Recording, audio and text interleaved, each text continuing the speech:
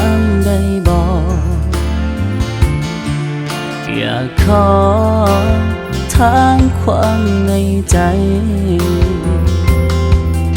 กับคอยที่เป็นแฟนใหม่แต่แฟนเก่าก็ยังเสียดใกล้อยากถามถึงความในใจเจ้าคิดยังบอกฮู้สิตอบคำถามจังใดเมื่อหัวใจคอยเป็นแบบนั้นแฟนเก่าเคยก็ยังหาแฟนใหม่ก็ยังต้องการทั้งสองทางนี้มันคือของใจแฟนเก่าเจ้าก็ยังหาแฟนใหม่เจ้าก็ต้องการเลือกสองทางแบบนั้นคือคนหลายใจให้เองก็ยังบอกรู้ว่าสิเลือกทางใดในเมื่อหัวใจหักทั้งสองคน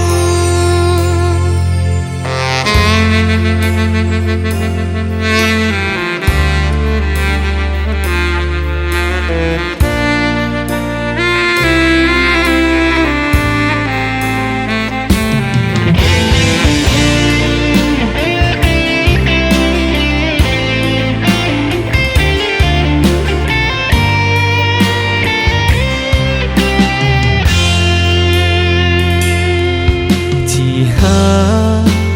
เจ้าเลือกได้บอกอยากขอให้เจ้าเลือกจากทางระหว่างแฟนเก่าคนนี้กับคนใหม่ที่ดีทุกอย่างถ้าเลือกเจ้าคนมาทีหลังจะเป็นอย่างไรแฟนเก่าเจ้าก็ยังหาแฟนใหม่เจ้าก็ต้องการเลือกสองทางแบบนั้นคือคนหลายใจให้เองก็ยังบอกรู้ว่าสิเลือกทางใดในเมื่อหัวใจหักทั้งสองคนแฟนเก่าน้องก็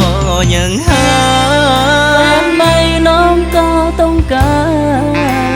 เลือกสองทางแบบนั้นคือคนหลายใจน้องเองก็ยังบอกรู้ว่าสิเลือกทางใดในเมื่อหัวใจหักทั้งสองคนถ้าจะเลือกตัวใด